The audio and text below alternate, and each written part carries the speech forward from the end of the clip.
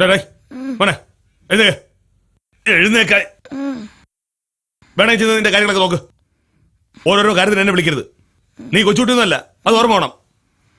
അധികം വിളച്ചെടുത്താലേ മൂലയിട്ട് ചവിട്ടി കൂട്ടുക ഞാൻ. വേഗം എഴുന്നേറ്റ് പോകട്ടെ, ഒരു 100 കൂട്ടം ജോലിയുണ്ട്.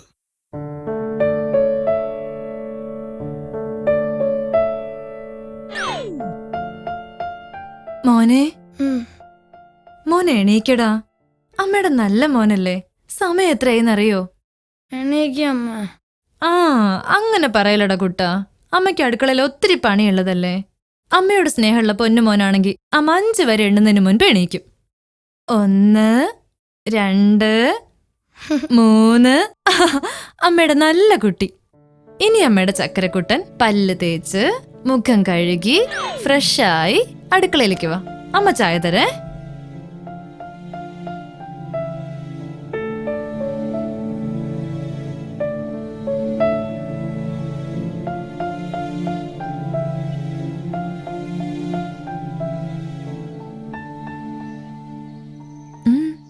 എന്താടാ, എന്തു പറ്റി? അമ്മേ, ഓ ഇങ്ങനെ പോയാ അച്ഛനിട്ട് ഞാനൊരു പണി കൊടുക്കും. അയ്യോ, അങ്ങനെയൊന്നും പറയരുത്. മോന്റെ അച്ഛനല്ലേ, എല്ലാം ശരിയാവൂട്ടോ. മോൻ ചെന്ന് പല്ലൊക്കെ തേക്ക് ചെല്ല്.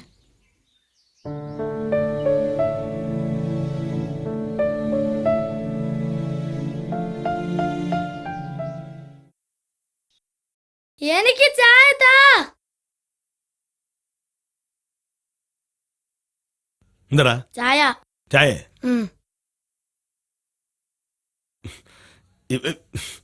ഈ ചായ കൂടി ശീലമാക്കുന്ന അത്ര നല്ലതല്ല. കട്ടൻ ചായ ഉണ്ട്. കടി വേണം. കൊണ്ടുപോ. ഇത് കൊണ്ടുപോ. പോയി എവിടെയെങ്കിലും ഇത് കുടിക്കേ.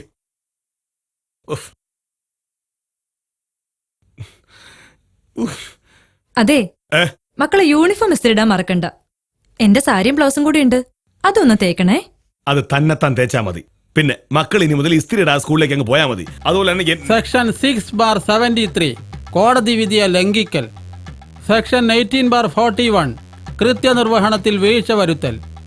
സെക്ഷൻ 35/K വൃത്തിയില്ലാത്തൊരു തലമുറയെ വാർത്തെടുക്കൽ. ഒറ്റ ദിവസം കൊണ്ട് തന്നെ ജയിലിന്റെ കവാടം കണ്ടു തുടങ്ങി.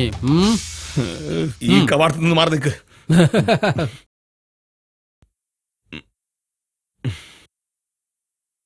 അതെ, എനിക്ക് മാറ്റമുള്ള എടുത്തേ.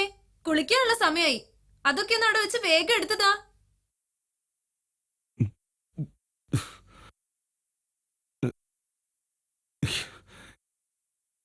ഇതൊന്നൊരു കഷ്ടമാണ്. അവളെ കയ്യിലെന്തോ കുരുവാണെന്ന് തോന്നുന്നു.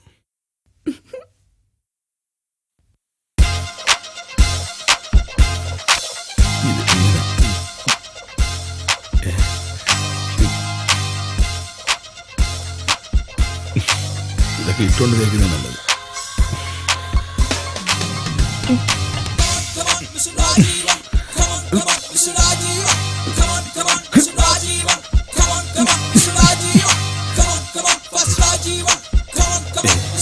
ഇത് അങ്ങേറ്റം സഹിക്കണം.